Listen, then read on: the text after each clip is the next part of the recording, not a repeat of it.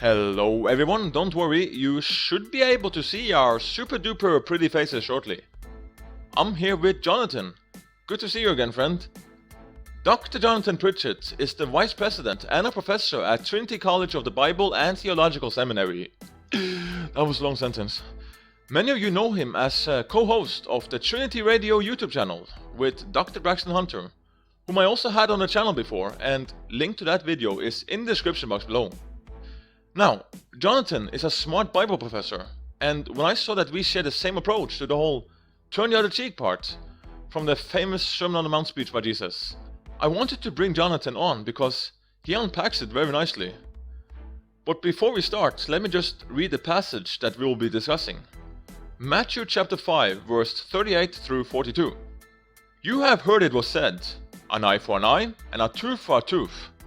But I say to you, do not resist the evildoer, but whoever strikes you on the right cheek, turn the other to him as well.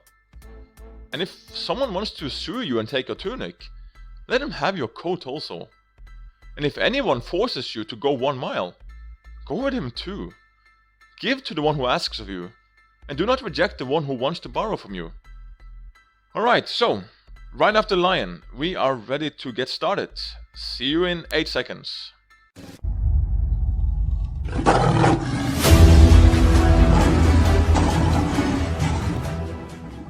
Jonathan, what do you think about the passage we just read? Well, it begins with an introductory formula that echoes the Old Testament principle of, restitution, recompense, an eye for an eye, a tooth for a tooth. Is kind of an equal measure that if this is lost from somebody, then the payment for that is equal.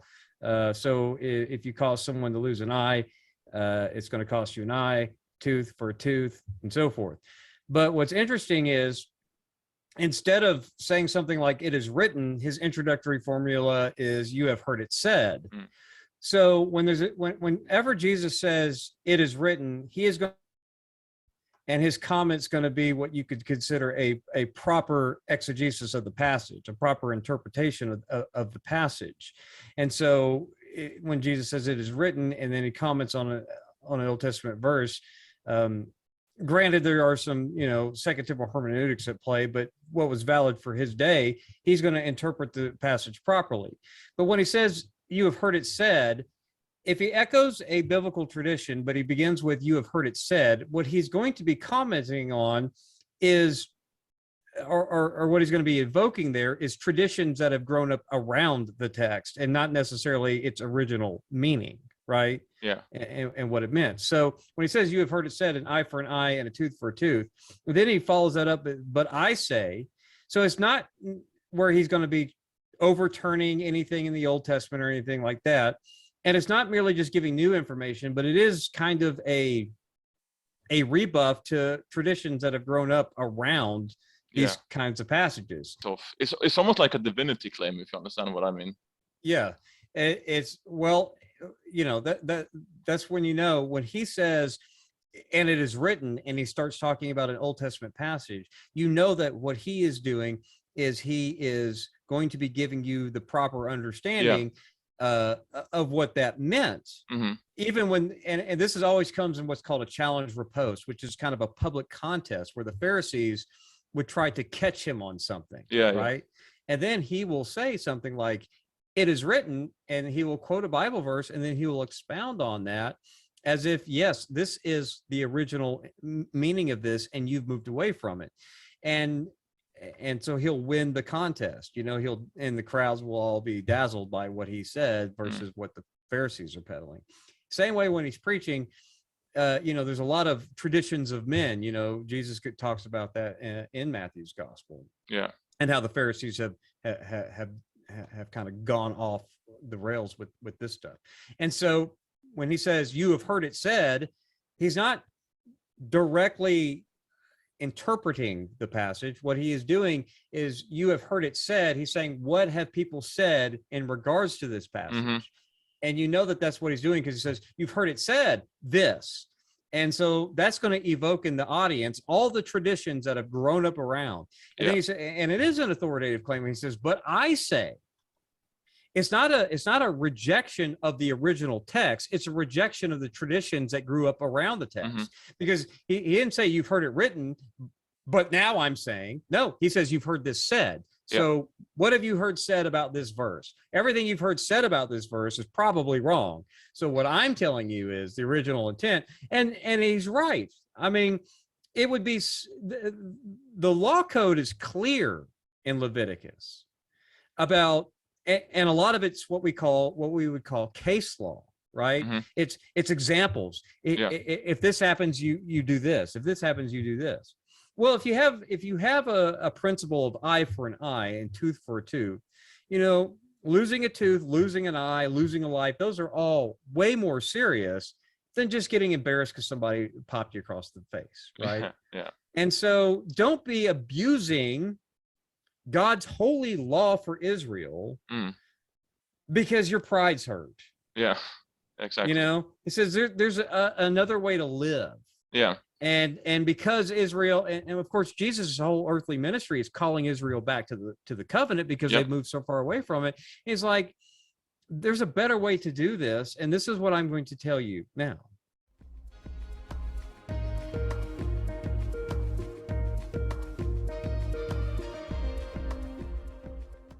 And so when he talks about slapping you on the right cheek, turn and give him the other cheek, we've often heard this in terms of, don't defend yourself. This is a proof text that's often used in Christian pacifist circles for avocations of that. Now, I'm not personally a Christian pacifist, but I'm not going to go try to defend, any sort of just war theory or anything like that. But what I do want to talk about is how this is not the verse they think it is for their case. Yeah.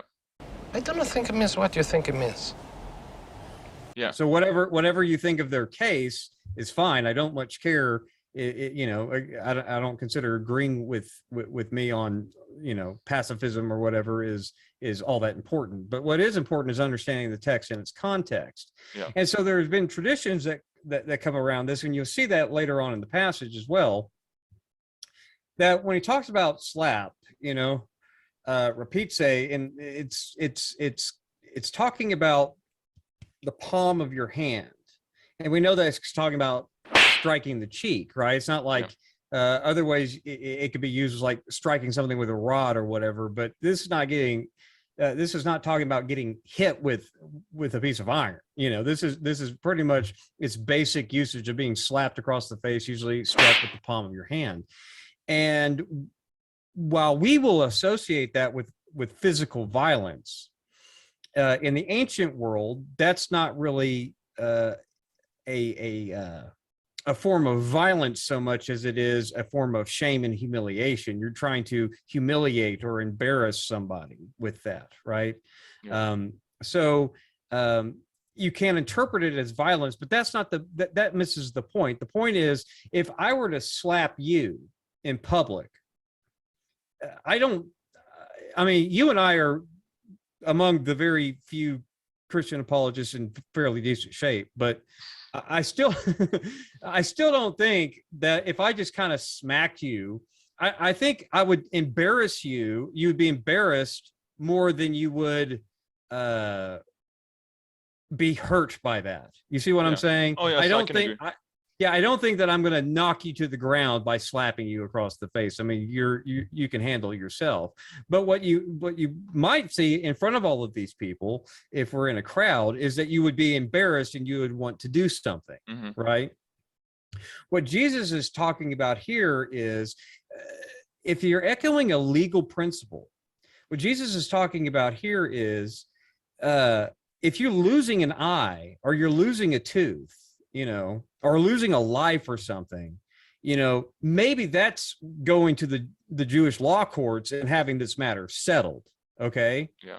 But what Jesus is teaching, if you're just going to suffer some public embarrassment because somebody's trying to publicly humiliate you, don't retaliate as if it's as extreme as having lost a tooth or having lost an eye.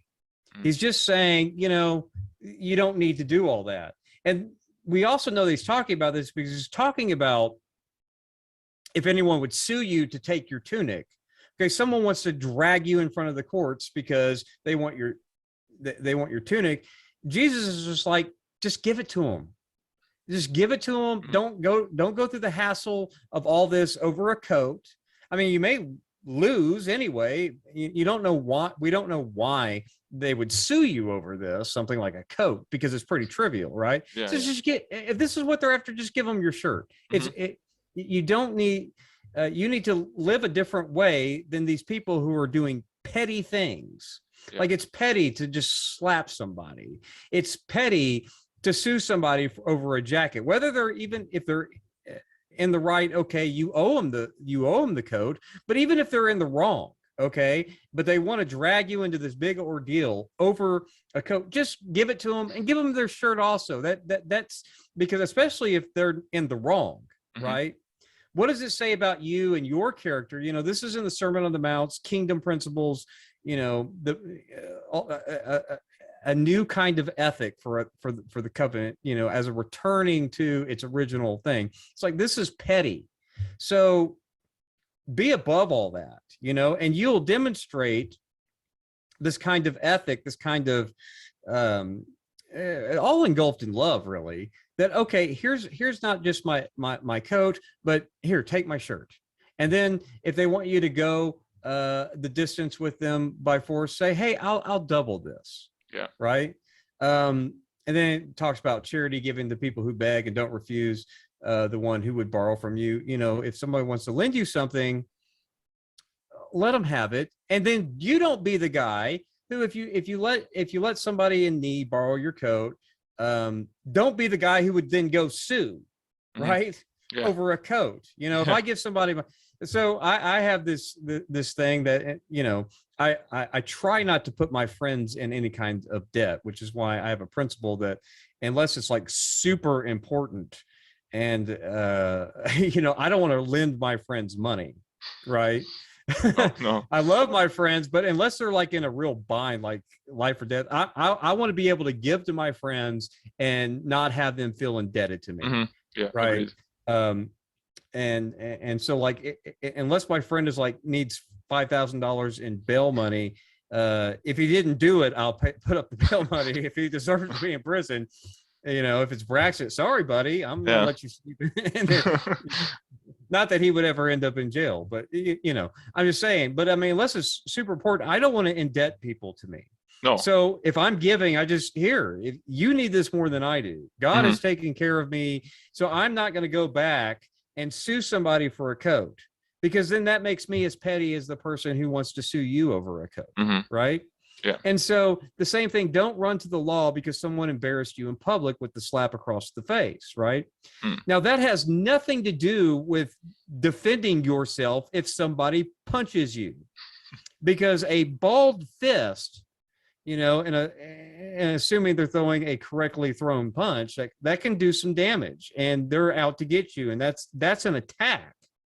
That's a violent attack. Just getting smacked across the face, that's more to embarrass you than it is to hurt you. So don't go running to the law court and seeking the, you know, what's the restitution for that? You slap them back.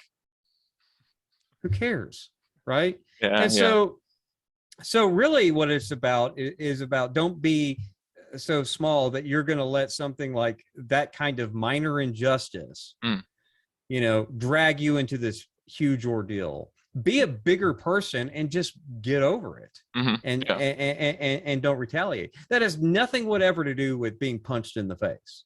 No. That has nothing whatever to do with somebody attacking you. That has nothing to do with whatever with nations going to war with one another, or whether or not you're allowed to serve in the military. This passage isn't on about that. That's not even within the purview of this passage. It wouldn't even make sense within the Old Testament context where Yahweh led the Israelites into war. Exactly. Right. So it's not really about those things, and you can't make this passage be about something that it's not about. But if we look at what it's actually about, we learn something that's even harder than a Christian position of nonviolence. That's advocating an idea. This is, like you said, to the heart, to the personal matter on the individual level. Can you handle it? can you handle, Daniel, if what are you, 6'8" or something like that? I mean, you're pretty tall. 6'3". Yeah, you're 6. I'm 5'8". If I walk up to you and I go, ha! Mosquito. No, I'm just joking. No, Jonathan is ripped. Jonathan's ripped now. Yeah. He used to be huge. But He's ripped now.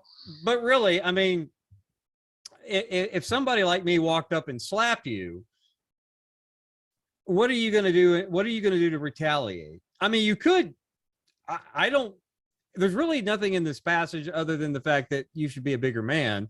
I mean, you could slap me back, or you could run to the court and say, oh, this horrible thing happened to me because of this person. He did this.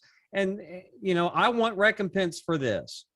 I mean, that's pretty petty, right? Like not giving someone a jacket if they're going to take you to court over it. Right. So it's really about just suffer the shame and humiliation. It's not, you know, it likely didn't hurt. It more stung and embarrassed you more than anything else. So that's what it's about. And so if somebody were to slap me in the face to try to embarrass me or something, that's fine. I will turn the other cheek. If this is what you need to feel some sort of validation about your manhood or whatever, that you want to slap me because, you know, I have abs and you don't, who knows? You know? But I mean, if this makes you feel better that you want to embarrass me in public, I'm going to let you have that because I love Jesus and I'm not going to be petty. Yeah. That's a totally different thing. If somebody comes up and tries to punch me in the face, it's on. I'm going to defend myself. Of course. Yeah. You know, but what I'm not going to do is I'm not going to escalate this either in the moment with more physical violence as retaliation, nor am I going to escalate this like I'm at the mall and someone walks up and slaps me and starts talking trash or whatever. What I'm not going to do is I'm not going to call the police and demand that, you know, I'm going to press charges because, no, I'm just going to move on with my life. And I'm going to let that person see me do that. And hopefully trust in God that will have some sort of impact. Yeah. That's what this passage is really talking about, living out a kingdom ethic. It's not talking about don't defend yourself. You don't have an obligation to sit there and get your butt kicked by somebody who's out to, you know, cause you serious harm. This is really about just being embarrassed publicly and not escalating that way bigger out of proportion than it needs to be. And don't be the jerk who is attaching so many strings, or that you're going to retaliate because, oh, they didn't give me my coat back when they needed the coat, or they needed my shovel, right? Or they needed my lawnmower, you know, or whatever, you know. I mean, yeah, you want those things back if it's, you know, a pricey item or something, but don't be dragging them to courts over this stuff, you know. Just work it out. That's really what this passage is talking about.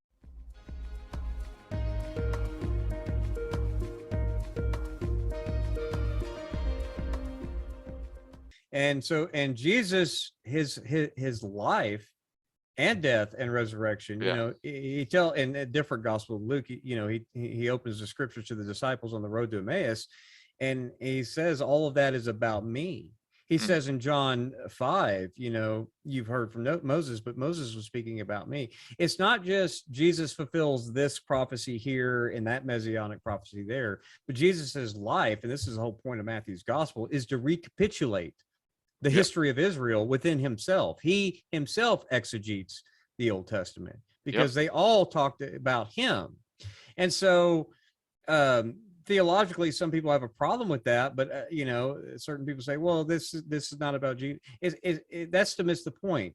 The point is that Jesus is the recapitulation of Israel as a whole, where he is the true Israel and succeeds where Israel fails. Yeah. In their elective purpose. And so yeah, and all of this fits in with that because he is countering in the Sermon on the Mount traditions that have grown up that have these traditions. See, it's not like Israel right now is worshiping Baal or something, right? They haven't followed another false god, right? No. Their problem is they have made a false law out of the law with all these traditions that growing up, because they're still very, I mean, Paul concedes that, yeah, for Israel, they're zealous for the law, but they lack knowledge, right? He talks about that in Romans, right? So it's not like that. So why are they out of the covenant, right? I mean, they're back in the land.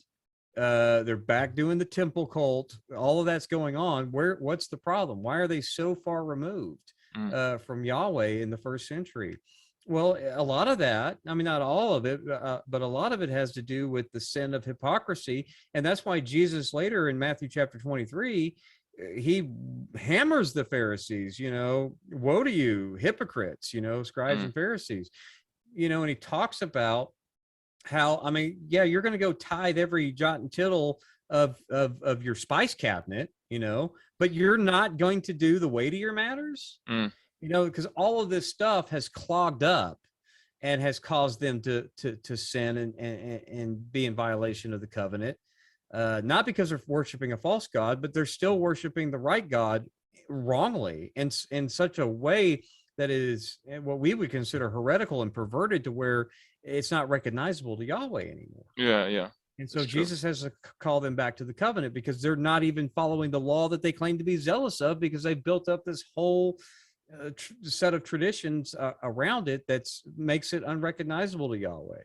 Yeah. And it keeps them in violation of the covenant and in sin. And of course, he summarizes all the law with this wonderful great commandment of you should love your Lord with all thy heart, mind, and strength of soul, and love your neighbor like yourself. So right. It's and loving your neighbor is not, I want restitution because I was embarrassed. No, loving your neighbor is being the bigger man and showing them that doesn't, you can't shame me with this. Yeah. So I'm just going to leave it alone. Yeah. And you can go on and feel happy about yourself, but you're going to be convicted later of it. Being the bigger man is, if you want to sue me for a jacket, here, just take my shirt, man. I don't care. It's fine. Yeah. And if you need something, here, take more than you need. And I don't want anything in return. That's what Jesus is trying to communicate here. But unfortunately, some people want to go to this passage and they will say, they'll end up with dumb things like, no, you can't engage in any kind of violent behavior whatsoever. And so if someone breaks into your house and is threatening to harm you and your family, well, you just need to turn the other cheek. Has nothing to do with what Jesus is talking about. No, absolutely not. I mean, I'm attacking. If I catch you in my house and I can get the jump on you, I'm attacking first, right? Yeah. I'm sorry, I'm going to protect my family. There's nothing in this passage. How could you love your neighbor and family and everything if you were taking this literally? Right. Yeah. I mean, yeah, it's pushing this kind of stuff way beyond its context. Yeah. And so I see people use this verse in that way. And I understand that you think that there's some sort of nobility of just either getting your butt kicked or letting someone hurt you, or worse, oh, I'm so godly, I'm not even going to protect my family. No, you failed if you don't protect your family. And where you failed at is not just you failed to do what you're supposed to do, to protect your family, but you failed worse because you didn't understand the Bible correctly and you made it into something it never intended to be. And that's just as bad. And that's why it leads to errors like, well, I'm just going to let them harm my wife and kid. No, that's stupid.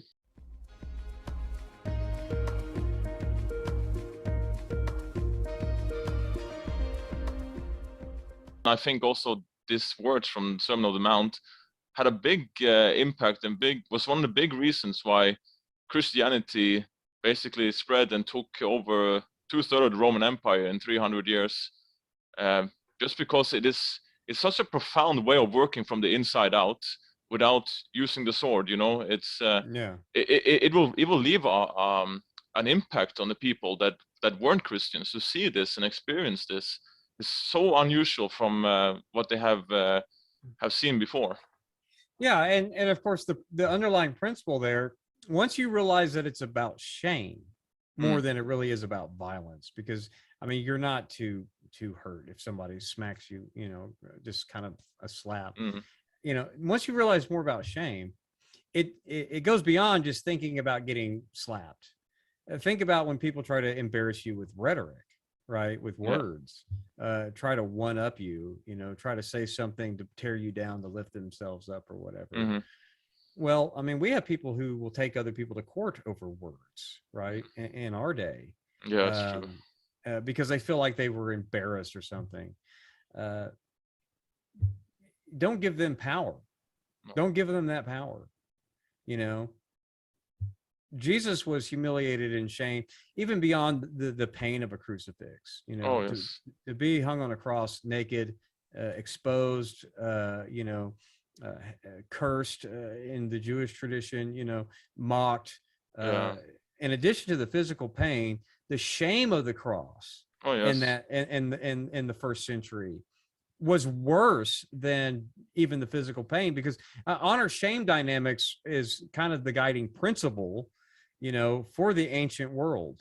You know, things you want to be honorable for its own sake, you know, you want to despise the shame for its own, you know. And so when you think about the shame and humiliation that Jesus suffered, yeah, and you think about what he did on the behalf of others, you can suffer some of that too. Oh, yeah. And you're going to be all right.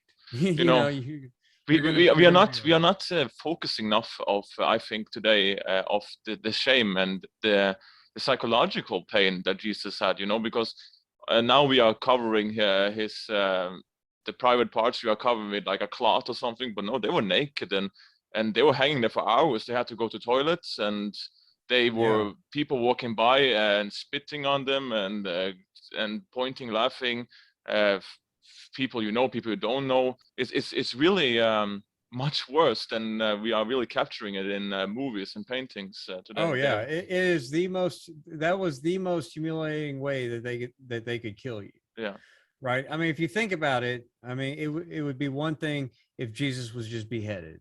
Yeah. Right. But that's over quickly. You're making a statement with something as, you know, not just physically violent, but as shameful and despicable and as embarrassing as a crucifixion, because you're alive through a lot of it. You know? I mean, in fact, Jesus being alive for a few hours was actually shorter, you know, than some of these crucifixions could last. You could be up there for days. So, you know, until your body starve itself out and all that. So, I mean, just the humiliation of enduring that is that's how your final moments on the earth are. Yeah, it's not pretty. It's a very humiliating way to execute, and that's why they did it, because, you know, they were trying to, and of course the Christians that followed that were, you know, lighting the streets of Rome, you know, with crosses, that they just wanted to make this statement that, and it really lets you know just how much the early Christians in the empire took these words to heart. Yeah, you know, they weren't following after the Maccabees and wanting to revolt and all of this other stuff. I mean, they really lived out that Jesus ethic in their martyrdom. And so it changed the world.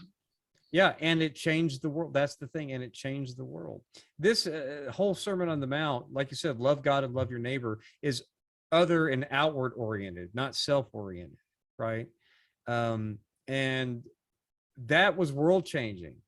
You know, it toppled the Roman Empire. And made it Christian. Yeah. Not through the sword, you know, but laying down before it. And so there's a message there for Christians to live this out. If you want to see social and cultural transformation, you have to live this. Yeah. You can't use the social systems to try to vie for power and then use Christianity as a means of control. That's not what's going to work.